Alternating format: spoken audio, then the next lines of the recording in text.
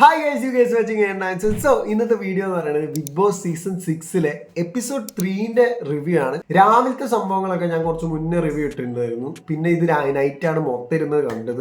രാവിലത്തെ സുരേഷിന്റെ കോണ്ടന്റ്, അതായത് മറ്റേ കൈനോട്ടക്കാരനായിട്ടുള്ളത്, അതിന്റെ സംഭവം ഞാൻ പറഞ്ഞിരുന്നു, അടിപൊളിയെന്ന് പറഞ്ഞു. പക്ഷെ സത്യം പറഞ്ഞാല് ഒരു ഗെയിമർ, ബിഗ് ബോസ് ഗെയിമർ എന്ന നിലയിൽ അത് അടിപൊളിയല്ല. സത്യം പറഞ്ഞാൽ മൂപ്പർ എനിക്കൊന്ന് ആക്റ്റീവായി കണ്ടപ്പോൾ ഞാനൊന്ന് സന്തോഷമായി തോന്നിയെന്നുള്ളൂ. പക്ഷെ ഒരു ഗെയിമർ, ബാക്കിയുള്ള എല്ലാവരും നമ്മളൊരു കോമ്പറ്റീറ്റീവ് ഗെയിം വരെയാണല്ലോ. അപ്പോൾ ഈ ഒരു ഗെയിമർ എന്ന നിലയിൽ മൂപ്പർക്ക് ഒരു യൂസ് ചെയ്യുന്നില്ല. ആ ഒരു സംഭവം, ഒരു കോണ്ടന്റ് കൊടുത്തിട്ട് അത് വൃത്തിക്കായിട്ട് യൂസ് ചെയ്യാത്ത പോലെ എനിക്ക് തോന്നി. ഈ ഇതിൻ്റെ ഒരു ഗെയിം പ്ലേ ഒന്നും അറിയില്ല. അതുകൊണ്ട് ഞാൻ വിചാരിച്ച അടിപൊളിയെന്ന്. പിന്നെ രതീഷ് ആണെങ്കിൽ ചുമ്മാ കണ്ടന്റ് ഉണ്ടാക്കുക. അത് രാവിലെ ആണെങ്കിലും ഉച്ചയ്ക്കാണെങ്കിലും വൈകിട്ടാണെങ്കിലും ആദ്യം മറ്റവനായിട്ട് അടികൂടും, പിന്നെ ഇവനായിട്ട് അടികൂടും, പിന്നെ ജാനുമായിട്ട് അടികൂടും. ഇങ്ങനെ ചുമ്മാ വെറുതെ എന്തെങ്കിലും എന്നിട്ട് മറ്റേ സാധനം ഇടും. സോറി എന്താടാ. അതായത് അവർക്കൊരു അവസരം കൊടുക്കില്ല. അവരുടെ ഭാഗത്ത് എന്തെങ്കിലും ശരിയുണ്ടെങ്കിൽ അതിന് തുടർച്ചയായിട്ട് അത് മൊത്തമായിട്ട് കംപ്ലീറ്റ് ചെയ്യാനൊരു അവസരം കൊടുക്കില്ല. ക്ലാപ്പ് അടിക്കും, എന്നിട്ട് സോറി പറയും. അപ്പോൾ എന്താ, ഇവർ ജനങ്ങൾ ബാക്കിയുള്ള കാര്യങ്ങൾ കേൾക്കുന്നില്ല. പക്ഷെ എന്താ, കച്ചറുണ്ടാക്കുന്ന സംഭവത്തിൽ പ്രൊമോല് വരും. ഈ വെറുതെ കിടന്ന് കച്ചറുണ്ടാക്കുമ്പോൾ ചിലപ്പോൾ പ്രൊമോല് വരും. അങ്ങനത്തെ കാര്യങ്ങളൊക്കെ കത്തി. നമുക്ക് ഒരു ദിവസം രതീഷിനെ കുറിച്ച് പറയാതെ നമുക്ക് മുന്നോട്ട് പോകാൻ പറ്റില്ല എന്ന രീതിയിലായി മാറും. അത് നൈസായിട്ടുള്ളൊരു നാക്കാണ് യൂസ് ചെയ്യുന്നത്. പക്ഷേ ഭയങ്കര വെറുപ്പിക്കലാണ്, മൂപ്പര് ഭയങ്കര വെറുപ്പിക്കലാണ്. പിന്നെ പവർ ടീമിനെ കുറിച്ചിട്ട് ഈ എപ്പിസോഡിൽ പറയുന്നുണ്ട്. ലാസ്റ്റിലേക്കാണെന്ന് തോന്നുന്നു പവർ ടീമിനെ കുറിച്ച് കുറേ കാര്യങ്ങളൊക്കെ പറയുന്നുണ്ട്. അപ്പോഴാണ് മനസ്സിലായത് പവർ ടീമിന് ഇത്രയും പവർ ഉണ്ടെന്ന്. ലൈക്ക് ഇപ്പോൾ ഉള്ള പവർ ടീം ഒരു പാവങ്ങളായിട്ട് എനിക്ക് തോന്നുന്നു, ഒരു നന്മയോളികളായിട്ട് എനിക്ക് തോന്നുന്നു. കാരണം ഇവർക്ക് ബാക്കിയുള്ള കോണ്ടസ്റ്റൻസിൻ്റെ നേരെ ഓരോ കാര്യങ്ങളും ചെയ്യാൻ പറ്റും.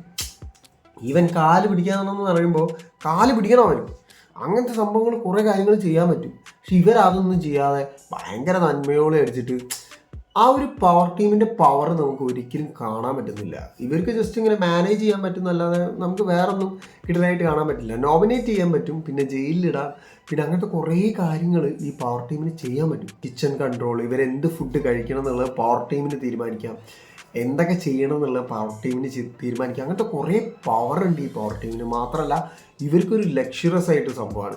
ഇവരെ റൂം തന്നെ സെപ്പറേറ്റ് ആയിരിക്കും. 4 ടീമാണുള്ളത്. അതിലൊന്ന് പവർ ടീമും ബാക്കി 3 ടീമും. പിന്നെ പവർ ടീമിലേക്ക് എത്താൻ വേണ്ടിയിട്ട് ഈ 3 ടീമിൽ നിന്ന് എന്തൊക്കെയോ കോമ്പീറ്റ് ചെയ്തിട്ട് പിന്നെ മറ്റേ പവർ ടീമായിട്ട് എതിരെ നിന്നിട്ട് ആ പവർ ടീമിൽ നിന്ന് മാറാൻ തോന്നും. അതായത് ആ പവർ ടീം ആവാൻ തോന്നുന്നു. അങ്ങനെ എന്തോ സംഭവമുണ്ട്. എനിക്ക് അങ്ങോട്ട് കത്തിയിട്ടില്ല എന്താ സംഭവം എന്നുള്ളത്. ഈ ബിഗ് ബോസ് ഒരു അവസരം കൊടുക്കുന്നുണ്ട്, നല്ലോണം അവസരം കൊടുക്കുന്നുണ്ട്. ഈ പവർ ടീം കഴിഞ്ഞ ആഴ്ച ഇല്ല എന്ന് പറയുന്നത്. പക്ഷേ ഇവരത് യൂസ് ചെയ്യുന്നില്ല. ഇവർ ബിഗ് ബോസ് കൊടുക്കുന്ന അവസരങ്ങളല്ല യൂസ് ചെയ്യുന്നത്. ഇവർ സ്വന്തമായിട്ട് ഓരോ കോണ്ടൻസ് ഉണ്ടാക്കിയിട്ട് ഇങ്ങനെ ഓരോ സംഭവം ഉണ്ടാക്കുക. ലൈക്ക് ഒരു സംഭവം ഉണ്ടായി, എന്താ പറയുക, എന്തോ ഒരു ചർച്ച ചെയ്യുമ്പോൾ, കിച്ചണിൻ്റെ എന്തോ ഒരു സംഭവം ചർച്ച ചെയ്തുകൊണ്ടിരിക്കുമ്പോൾ അതിൻ്റെ ഇടയിൽ കൂടെ ജാസ്മിനും പിന്നെ ജിൻഡോ രണ്ടാളും കൂടി ഇങ്ങോട്ട് വന്നിട്ട് ശ്രീലേഖയ്ക്ക് അത് ഇഷ്ടപ്പെട്ടില്ല. മൂപ്പത്തി ഇങ്ങനെ പറഞ്ഞുകൊണ്ട് മൂപ്പത്തി അപ്പുറത്ത് പോയി. അപ്പം എന്ത് ചെയ്ത്, യമുന അങ്ങോട്ട് കയറി ഓരോന്ന് പറഞ്ഞു. മൂപ്പത്തിനെ കണ്ടിട്ട് ഒരു ലീഡർ ആവാനുള്ള കെൽപ്പുള്ള പോലെ എനിക്ക് പേഴ്സണലി തോന്നിയിട്ടു. പക്ഷെ അത് പറഞ്ഞപ്പോൾ എൻ്റെ ആ മോനെ, ശ്രീലേഖൻ്റെ അപ്പുറത്തുനിന്ന് ഒരു അഭിനയം ഉണ്ടായിരുന്നു. ചില സീരിയലൊക്കെ ഉണ്ടാവില്ലേ, അതൊക്കെ കാണണമായി. നമുക്ക് ഇങ്ങനെ മറ്റോൾ അവിടെ മേക്കപ്പ് ചെയ്തല്ലോ, മറ്റോൾ അവിടെ ഫുള്ളായിട്ട് പറഞ്ഞല്ലോ, എന്നിട്ട് ഇങ്ങനെ നല്ല ആക്ടിങ് ആണ്, അടിപൊളി ആക്ടറാണ്. പക്ഷെ ഇതവിടെ വേണ്ട. നമുക്ക് ഭയങ്കര ക്രിഞ്ചായിട്ട് തോന്നുക. ഒരു റിയൽ ആയിട്ട് എന്തെങ്കിലും കൊണ്ടാ, എന്നാലും ഒരു രസം ഉണ്ടാവുള്ളൂ, കാണാനൊരു രസം ഉണ്ടാവുള്ളൂ. ഓക്കെ, കോണ്ടന്റ് നിങ്ങൾ ഉണ്ടാക്കിക്കോ, എന്തെങ്കിലും ചെയ്തോ, പക്ഷെ ഒരു റിയൽ ഫീൽ കൊണ്ടാ. സിജോ ജിൻഡോനെ ഇന്റർവ്യൂ ചെയ്യണത്, അത് ജിൻഡോന്റെ കുറേ കാര്യങ്ങൾ ഇങ്ങനെ പറയുന്നുണ്ട്. ഇതൊക്കെ ഉള്ളതാണെന്ന് എനിക്ക് അറിയില്ല. ഭയങ്കര സീനായിട്ടുള്ള ഓരോ കാര്യങ്ങളാണ് പറയുന്നത്. അയാൾ കുറേ കഷ്ടപ്പെട്ടിട്ടുണ്ടെന്നൊക്കെ പറയുന്നത്. ചില കാര്യങ്ങൾ നമ്മളെ ഇമോഷണലി വീഴ്ത്താൻ വേണ്ടി നോക്കുക. പക്ഷെ ഇമോഷണലി എത്രത്തോളം പോകുമെന്ന് എനിക്കറിയില്ല. ലൈക്ക് ഇവർക്ക് അങ്ങനെ ഒരു സംഭവം ഉണ്ട് എന്ന് വിചാരിച്ചിട്ട് എല്ലാവരും ഇവരെ വോട്ട് ചെയ്ത് ജയിപ്പിച്ചോളണമെന്നൊന്നുമില്ല. കാരണം നല്ലൊരു ഗെയിമറാവണം, എത്ര പോയാലും നല്ലൊരു ഗെയിമറാവണം. ആ ഒരു രീതിയിലായിരിക്കും ചിലപ്പോൾ എല്ലാവരും വോട്ട് ചെയ്യുന്നതും കാര്യങ്ങളൊക്കെ. സോ ഇമോഷണലി മാത്രം കാര്യമില്ല, ലേശം ഒരു ബുദ്ധി വേണം. മൂപ്പർക്ക് ആണെങ്കിൽ കരുത്ത് മാത്രമേ ഉള്ളൂ, ബുദ്ധി എത്ര ഉണ്ടെന്ന് എനിക്ക് തോന്നുന്നില്ല. പിന്നെ ബിഗ് ബോസിൽ അത്ര അടിപൊളിയായിട്ട് എനിക്ക് തോന്നുന്നില്ല, പേഴ്സണലി ഭയങ്കര കിടലായിട്ട് തോന്നുന്നില്ല. പിന്നെ നാളെയൊക്കെ ആണെങ്കിൽ ജാനുവിൻ്റെ ഇൻ്റർവ്യൂ ഉണ്ടെന്ന് തോന്നുന്നു. പിന്നെ ആരെയും ഇൻ്റർവ്യൂ ചെയ്യുന്നത് അങ്ങനെ എന്തോ. പിന്നെ രതീഷിൻ്റെ ഇൻ്റർവ്യൂ ഉണ്ട്. മറ്റേ ഈ പെണ്ണില്ലേ, എന്തേനും 5 പേര്, മറ്റേ പെണ്ണുങ്ങൾ മറ്റേ ദൃശ്യത്തിലുള്ള ഓള് രതീഷിൻ്റെ ഇൻ്റർവ്യൂ ചെയ്യും. അപ്പോൾ അങ്ങനെയൊക്കെയാണ് മുന്നോട്ട് പോകുന്നത്.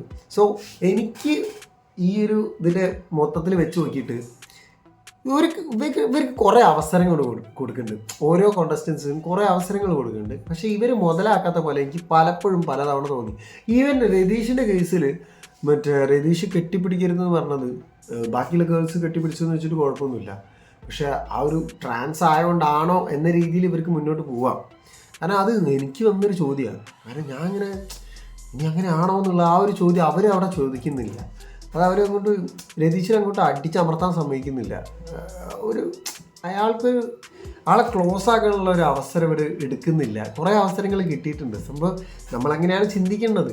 കാരണം ഒരു ഗെയിമർ ഉണ്ടാവും, മറ്റേ ഗെയിമർ നൈസായിട്ട് അടിച്ചമർത്തുക, അങ്ങനത്തെ രീതിയിലാണ് ഈ ഗെയിം മുന്നോട്ട് പോകുന്നത്. പക്ഷെ അതൊന്നും ഭയങ്കരമായിട്ട് യൂസ് ചെയ്യാതെ മതി. മേ ബി 1-2 ദിവസം ആയതുകൊണ്ടായിരിക്കും. ഇനി മുന്നോട്ട് പോകുമ്പോൾ ചിലപ്പോൾ മാറ്റങ്ങളൊക്കെ വരും.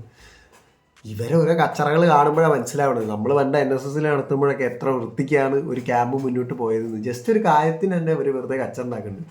പക്ഷെ അതിന് ആവശ്യമില്ല. അല്ലാതെ തന്നെ ഇവർ ഓരോ കോണ്ടന്റ് കൊടുക്കുന്നുണ്ട്. പക്ഷെ അത് ചെയ്യാത്തതുകൊണ്ടാണ് ഇവർ വെറുതെ ഓരോ കച്ചറ ഉണ്ടാക്കുക. സോ എന്താണ് നിങ്ങളുടെ അഭിപ്രായം ഈ ഒരു എപ്പിസോഡിൽ എന്നുള്ളത് നിങ്ങൾ എന്തായാലും കമൻറ്റ് ബോക്സിൽ കമൻറ്റ് ചെയ്യേണ്ടതാണ്. എനിക്ക് അത്ര അടിപൊളിയായിട്ട് തോന്നിയില്ല.